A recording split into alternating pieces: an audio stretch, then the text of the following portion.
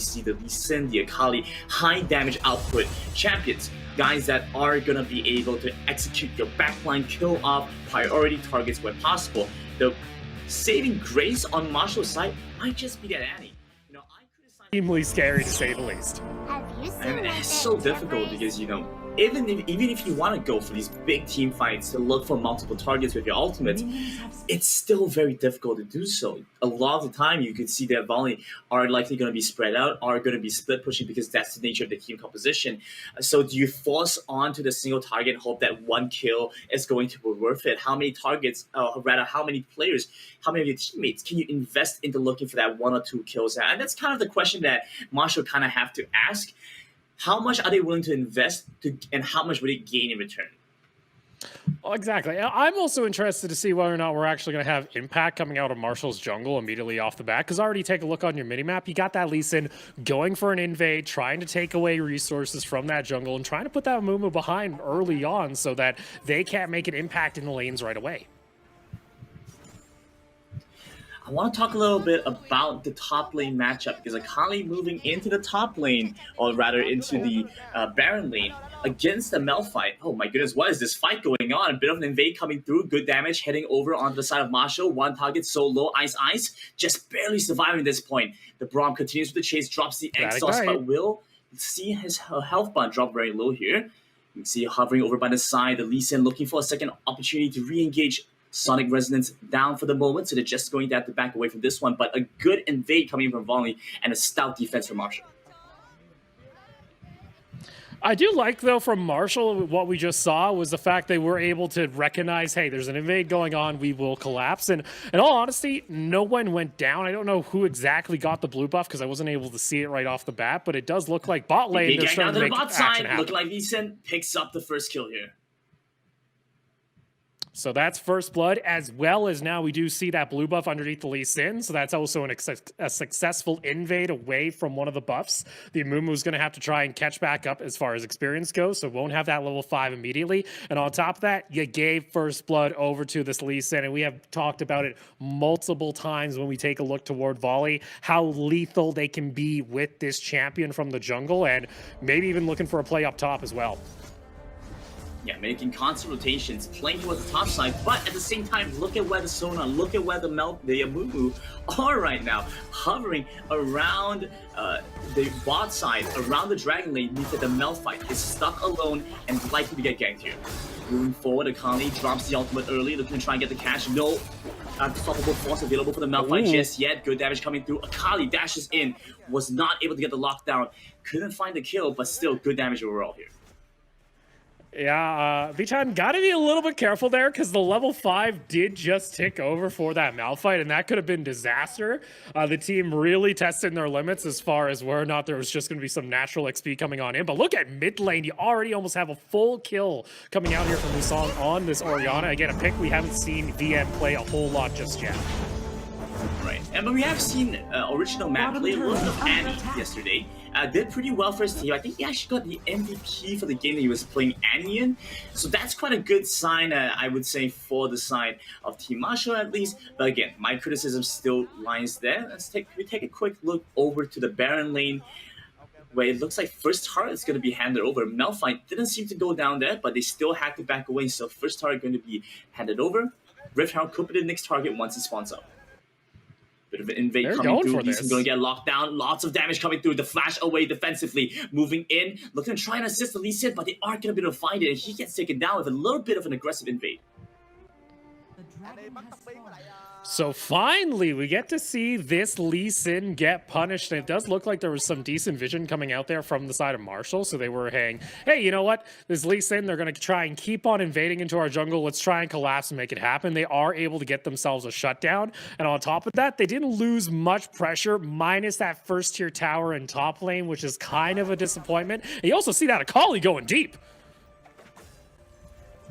Trying to chase in right now, but just going to back away from this. Still looking to try and just farm up a little bit. Hit that point of power, get the items that she needs. Has a difficult time trying to burst out the Malphite, so loses a lot of the kill pressure there. But has multiple targets she could go for afterwards. For now, she's going to be satisfied abusing this lane and just really taking control. But this is now kind of concerned because we've mentioned when it comes to Team Volley is once they start getting pressure into a side lane and getting that now exerted into the own jungle as Ice trying to at least get that steal, but this is messy. Jumping in, nice curse percent. Mummy gets locked down over onto 2. The Braum likely to go down, the Ignite taken through, and Original Matt picks up the kill for the first one in this fight. Exhaust going to be used onto the enemy team, just forces away Volley. And once again, Volley with the aggressive invade going to get punished.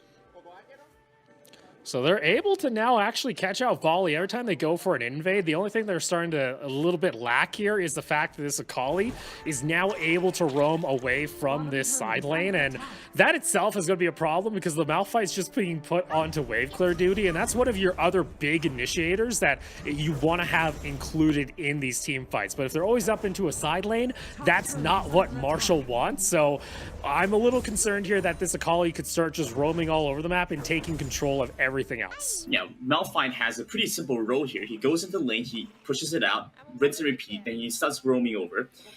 The issue is, like you mentioned, Akali just has way too much wave clear, is able to get control around this riverside, and that has been kind of an issue with the Lee Sin invading into the jungle.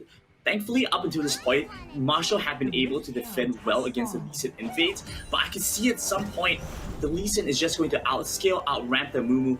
If he's able to one-shot him, there's not much else you can do. You just kind of have to accept the fact that your jungler is going to die before you can even get there. And naturally, with the top turret down, the Baron lane turret down, Rift Hound's going to be the next objective in the eyes of Volley.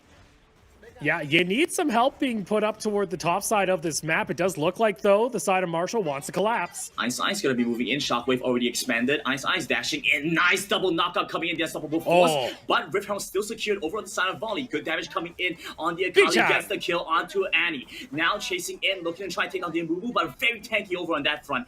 Gets slowed down by the Malphite. Chasing in the Jhin, looking for this kill. Oh, they're nice going. stun coming in. The crescendo to top it all off. And still able to find that kill. Orianna over on the sidelines doesn't seem to be in any much danger. We'll see the Malphite being pushed away at this point. Orianna and Braum now trying to support the team and force Marshall out of their jungle.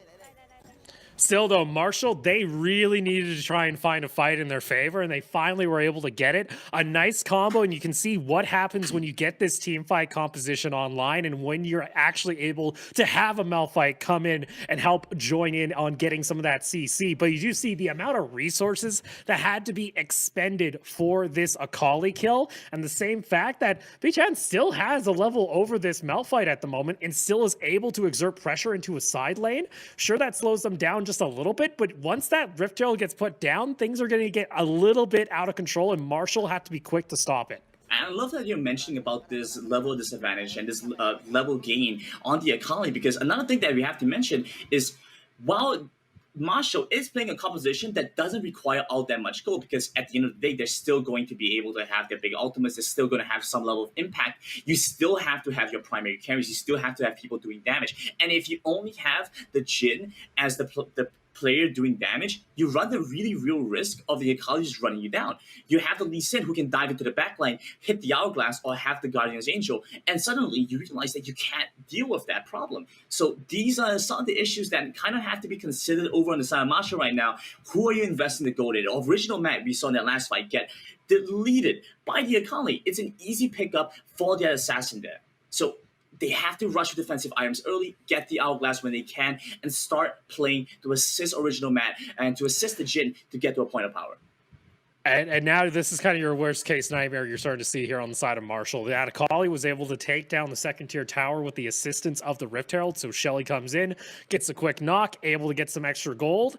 And now you got to be a little concerned because that Akali could always just roam down to mid lane. The fact is the Rift is pretty small in comparison to what a lot of these players might be used to on the PC version, but you're able to roam extremely fast. We do see Marshall at the very least saying, okay, we got to get some objectives, but look at the top side of that mini map. You gotta deal with the fact that you're gonna have the Akali and the fight breaking out over at Dragon. Looking to try and take down the Amumu first. Moving forward, looking for the curse of the set. Mommy, nice shot. Wave catches off multiple members on the side of Marshall, but they still aren't going down just yet. So very tanky. Misty? Looking to try to take down Misty. Gets the kill off. Now we jump over, taking a look onto the fight. Jhin moves in to join the rest of his team. This Akali is absolutely massive. The assassin, such a real threat right now. Kill jumps in, gets a triple. Looking for a fourth. Looking for this Quadra, wasn't able to find the Shuriken to get the jump back onto life, but still going to be happy and content with that one. And this is now we finally get to see an Orianna ultimate that has such massive impact during a team fight. A 4-man shockwave coming down, and that is the risk. Sure, you might be a team that has the Amumu and you're looking at a Dragon Pit fight saying, yeah, this is good to go. We have Malphite, but one big Orianna ultimate is able to slow down the fight long enough to allow Bichan on this Akali to roam into the fight. And because there's been so much gold injected onto this assassin that once she gets onto the backline, you saw it, the perfect execution, just deleted 2 members off the second activation, and that's absolutely disgusting. Working with their strengths, they played around an objective. They knew they could win.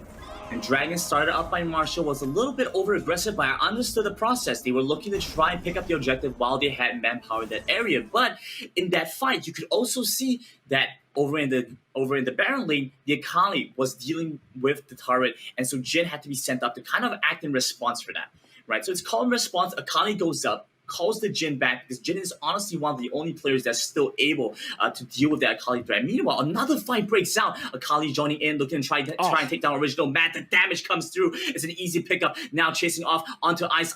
Damage is going to be enough to shred even the tankiest members on the side of Marshall. Exhaust looking to try and just slow him down for as long as possible. Ice goes into stasis a little bit longer, delays down Volley, but it doesn't stop them. They're still going in. They're still looking for the inhibitor and trying to chase this one down. Current call comes through, looking to try and push them away. The crescendo stops the Akali in her tracks. Turret still up, and Volley with 3 members forces Marshall to respond. But you see that, again, exact same situation. The Orianna comes in, gets a nice shockwave onto 2 of the tanky members, and that poor Annie, sure, she didn't get caught out by a shockwave, but there's a Akali facing you down right in the middle of your jungle, and that's what's going to happen. And it's kind of insane because these fights, if you take a look at the score total, it's 8-9. As far as kills, you'd say this is a very even game, but because of the disparity that has now happened in the top side of the map, if this Akali is anywhere near the fight, it's an instant loss in most cases for Marshall, and they need to start getting the CC onto that primary carry that's coming out right now on the side of Volley.